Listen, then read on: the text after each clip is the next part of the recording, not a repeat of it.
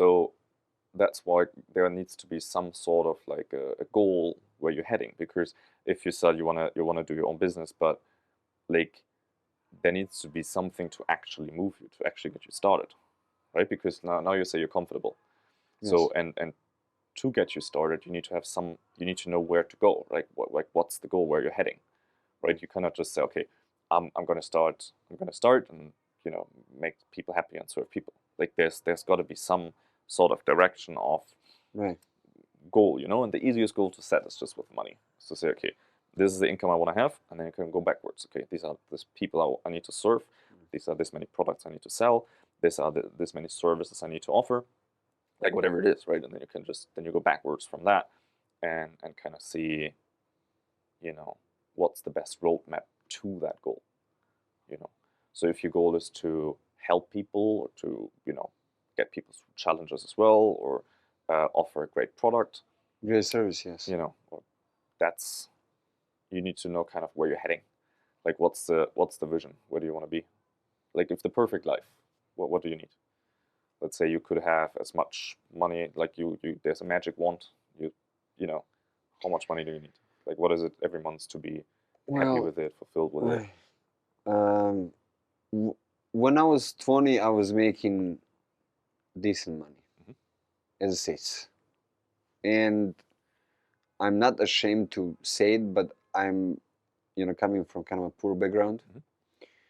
The reason why I feel comfortable saying that is because my father and especially my mother gave, gave everything that they can in order to see me being good and developed child.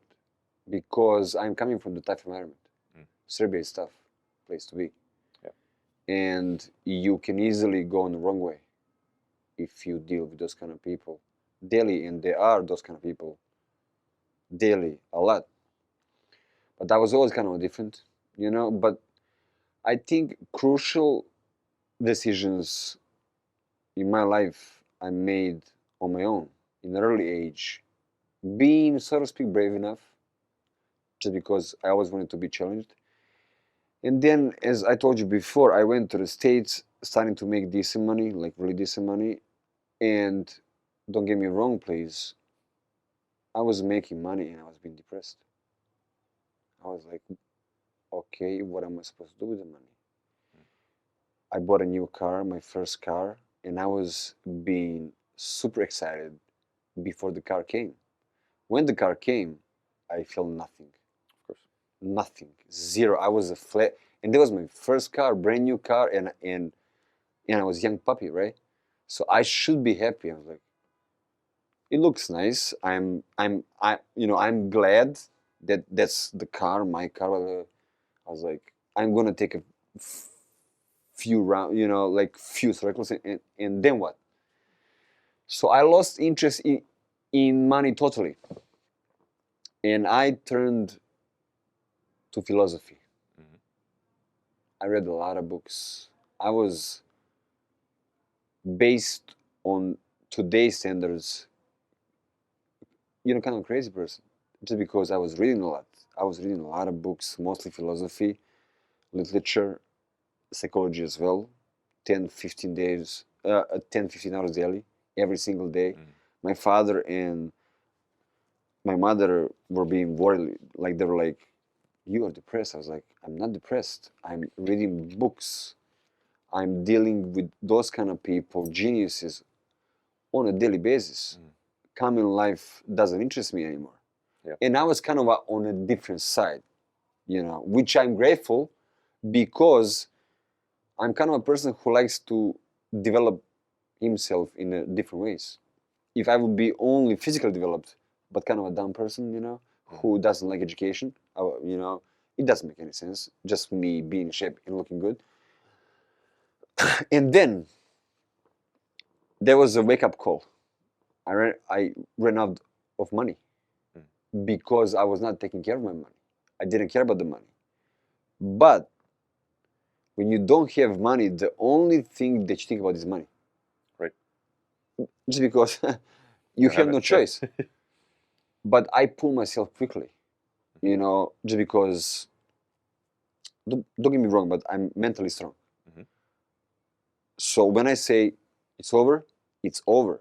Like that second, game over. So I stopped reading books, Mhm. and then I started to work. Were you depressed then in the pursuit of money?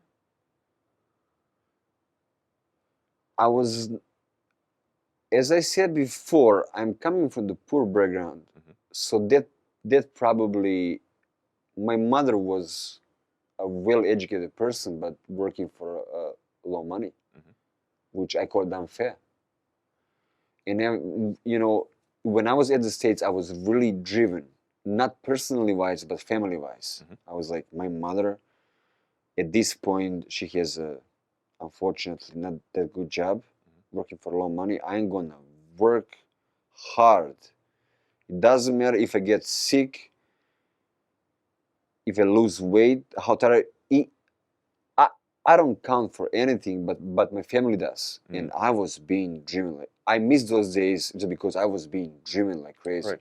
And then you're Nothing not could stop depressed, me. right? Then you're not depressed. No, no, no. In And that in those times, that's what I just wanted to get to that point because, like, you say, okay, you got the money, you got the car, and then what? Shit, then you get depressed, right? right, Because like I see this so many times, man. Like it's the pursuit of it is really exciting, and you never get depressed in that. right, Like in the pursuit of the right, goal that you have, right, great. Once you reach it, yeah, right. of course, right? Big problem. So you set another higher goal, Right. and that's kind of how that works. Because I feel like a lot of people are like, oh, but I'm gonna burn out, and I'm gonna be so No, no, no. like you're only gonna be in trouble when you stop pursuing, Right. right?